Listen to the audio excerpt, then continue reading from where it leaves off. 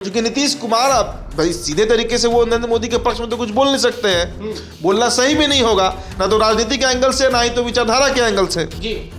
तो नाम किसका लिया जा सकता है? वाजपेयी जी का नाम लिया जाएगा, अरुण जेटली का नाम लिया जाएगा, और ये ऐसे नाम है जिन पर भाजपा भी कोई विवाद नहीं कर सकती। तो ये सब बातें अब इसलिए कही जा रही हैं राजद के द्वारा कि नीतीश कुमार 2023 के हाफ तक, मिड 2023 तक नीतीश कुमार बिहार की गद्दी तेजस्वी यादव को सौंप दें।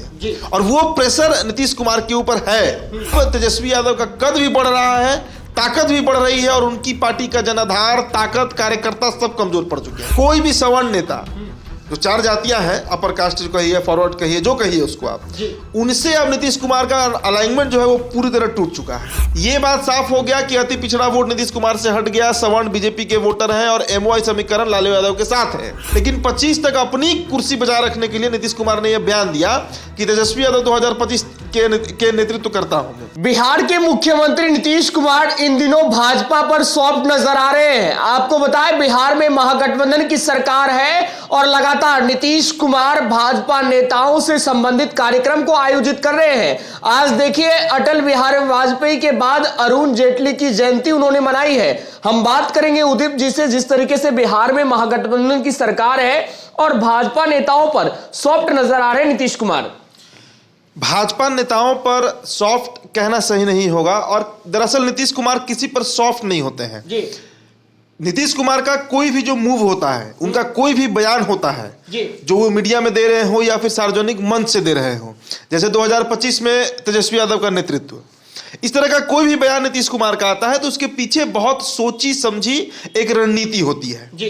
अब बीजेपी के प्रति आपको याद होगा 25 दिसंबर की तारीख, जी, अटल बिहारी वाजपेयी, भारत के भूतपूर्व प्रधानमंत्री, उनके बारे में उन्होंने क्या क्या कहा कि हमको 3 विभाग दिए थे, हम उनके कर्जदार हैं, इस जन्म में हम वाजपेयी जी के द्वारा किया गया काम नहीं भूल सकते हैं। जी।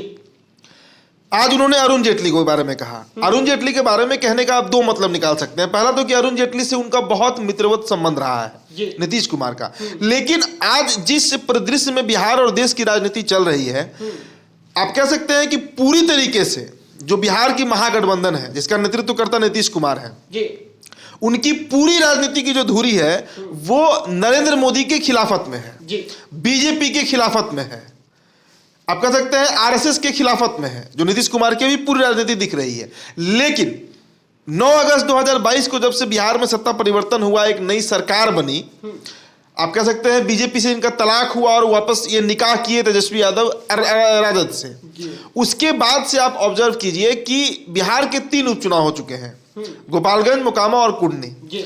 तीनों उपचुनाव जो बिहार में हुए उसमें 2 सीटें भाजपा जीत गई और 1 सीट अनंत सिंह जीत गए। महागठबंधन अभी तक कोई सीट नहीं जीती है, जो डेटा बताया है, जो वोट प्रतिशत होता है और हार जीत का जो मार्जिन होता है, ये सभी आंकड़े यही बात की तरफ इशारा कर रहे हैं कि बिहार की जनता अब नीतीश कुमार से अपना मुंह फेर रही है।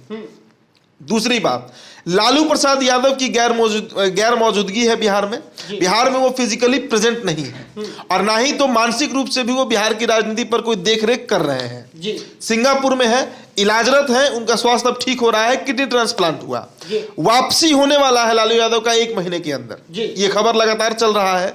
अब इसके बाद कुर्नी उपचुनाव हो, गोपालगंज उपचुनाव हो, मोकामा उपचुनाव हो, उसमें ये बात साफ हो गया कि अति पिछड़ा वोट नीतीश कुमार से हट गया, सवर्ण बीजेपी के वोटर हैं और एमओआई समीकरण लालू यादव के साथ है। तेजस्वी यादव का अपना प्रेशर है नीतीश कुमार के ऊपर, और लालू यादव के एंट्री के बाद कहीं बहुत ज्यादा प्रेशर ना हो जाए नीतीश कुमार के ऊपर। देखिए, नीतीश कुमार के पहले उस बयान को समझिए जो 2025 में तेजस्वी के नेतृत्व की बात कही थी उन्होंने। उनका साफ साफ उन्होंने यही कहना चाहा था कि भाई 2025 तक हमको सीएम रहने दो, 2025 के बाद हम देखेंगे तो चुनाव परिणाम आएगा कि क्या होगा नहीं होगा। लेकिन 25 तक अपनी कुर्सी बचा रखने के लिए नीतीश कुमार ने यह बयान दिया कि तेजस्वी यादव 2025 के नेतृत्व करता हूं। लेकिन आज स्थितियां बदल गई हैं। बाबा शिवानंद तिवारी को आप देखिए, जगदानंद सिंह को देखिए, 24/7 वो एक ही बयान दे रहे हैं कि नीतीश जी को अब दिल्ली मार्च करना चाहिए। वीपी सिंह का एग्जांपल दिया जा रहा है, विश्वनाथ प्रताप सिंह, जिन्होंने राजीव गांधी के सरकार में मंत्री थे, वहां से इस्तीफा देकर पूरे देश में उन्होंने एंटी कांग्रेस माहौल बनाया और मात्र 54 सीट जीते थे लोकसभा में उनकी पार्टी, फिर भी वो बन गए प्रधानमंत्री। तो ये सब बातें अब इसलिए कही जा रही हैं राजद के द्वारा कि नीतीश कुमार 2023 के हाफ तक, मिड 2023 तक नीतीश कुमार बिहार की गद्दी तेजस्वी यादव को सौंप दें। और वो प्रेशर नीतीश कुमार के ऊपर है, उस प्रेशर को आप इनकार नहीं कर सकते हैं, ना तो फिर नीतीश कुमार ही उसको इनकार कर पाएंगे। वो भी मानसिक रूप से इस प्रेशर में है कि अब तेजस्वी यादव का कद भी बढ़ रहा है, ताकत भी बढ़ रही है, और उनकी पार्टी का जनाधार, ताकत, कार्यकर्ता सब कमजोर पड़ चुके हैं आज के समय में।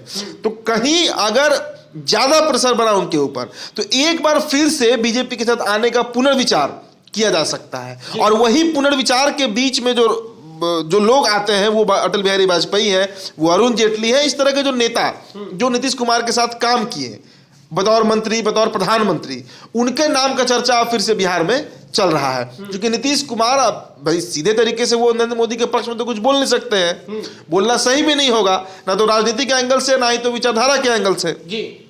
तो नाम किसका लिया जा सकता है?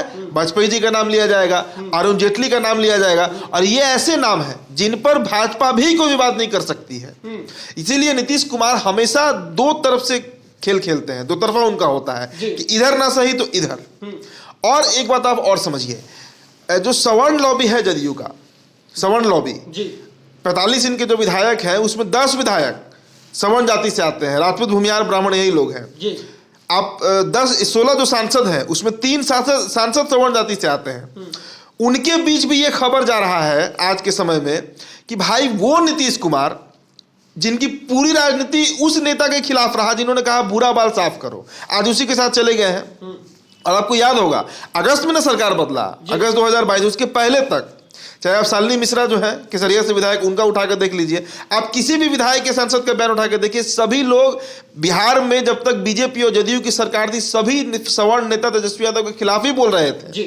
लेकिन आज उनकी स्थिति ना इधर की रही ना उधर की रही, तो उनकी एक अपनी लॉबी काम कर रही है, वो प्रेशर भी है नीतीश कुमार के ऊपर। क्योंकि सवर्ण वोट अब तो देखिए 2015 वाले सीन भूल जाइए कि सवर्ण विधायक जदयू से भी जीत जा रहे थे, अब नहीं जीतेंगे।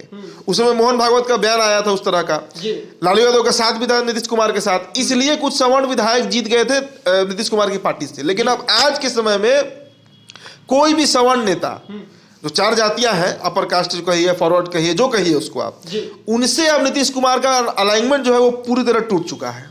वो प्रेशर भी है नीतीश कुमार के ऊपर। अति पिछड़ा वोट तो छटक ही चुका है इनका, और मुस्लिम और यादव तो ऑक्सीजन ही है लालू प्रसाद यादव की पार्टी के। कितनी भी खराब स्थिति हो, एमओ समीकरण उनका नहीं टूटता है, वो अटूट है। अति पिछड़ा जो इनके पास था, वो भी अति पिछड़ा लालू यादव की पार्टी से ही तोड़ कर लाए थे अपने पास, आज वो बीजेपी की तरफ शिफ्ट कर गई है। तो इन सभी बातों को ध्यान में रखते हुए नीतीश कुमार का इस तरह का बयान आ रहा है। नहीं तो आपको याद होगा जब सरकार बदला था तो ये क्या कर रहे थे, दिल्ली गए थे, सोनिया गांधी से मिले, राहुल गांधी से मिले, चंद्रशेखर से इनकी मुलाकात हुई, सीताराम येचुरी से इनकी मुलाकात हुई, कई दिग्गज नेता, और विपक्षी एकता की बात कर रहे थे, भारत में या पूरे देश में यात्रा की बात कर रहे थे। कहाँ चला गया वो सब फंडा? बंद हो गया। इनको रियलाइज हो गया कि जब बिहार का ही 3 सीट इनसे नहीं जीता गया, 7 पार्टियां एक तरफ और बीजेपी अकेले इनको पछाड़ दे रहा है, तो इसका मतलब जनता का विश्वास अब इनसे हटा है। और इसीलिए ये अब दूसरा रास्ता भी, देखिए नीतीश कुमार हमेशा 2 रास्ता मैं बताया ना, वो लेकर ही चलते हैं। तो कहीं इन पर ज्यादा प्रेशर बना 2030 के मिड तक, मध्य तक, और लालू यादव की वापसी हो रही है, और कहीं वो ज्यादा प्रेशर बनाए तो फिर से एक सेफ रास्ता होना चाहिए बीजेपी की तरफ, ताकि वो स्किप करके जाए और इनका गद्दी जो है वो 25 तक बचा रहे। बस उसी के लिए साला टेंट्रम किया जा रहा है अभियान। चलिए, तो 2025 की रणनीति बन रही है। जिस तरीके से सीएम नीतीश का लगातार बयान आ रहा है, आपने कई बार सुना होगा, अटल बिहारी वाजपेयी को लेकर भी उन्होंने कहा था कि हमने तो उनसे काफी कुछ सीखा है, और आज अरुण जेटली को लेकर उन्होंने कहा कि हमारे मित्रवत संबंध रहे हैं उनसे। तो भाजपा के प्रति उनके सॉफ्ट रवैये नजर आ रहे हैं। और उदीप जी ने साफ तौर से आपको बताया कि नीतीश कुमार 2 रणनीति के साथ चलते हैं। यदि एक नाव डूब जाती है तो दूसरे नाव की सवारी कर सत्ता में बने रहेंगे। बिहार की राजनीति से जुड़ी खबरें हम आपको द बिहार टॉप पे दिखाते हैं। हमारे चैनल को सब्सक्राइब कर लें, वीडियो पसंद आए तो शेयर करें। बहुत बहुत धन्यवाद आपका।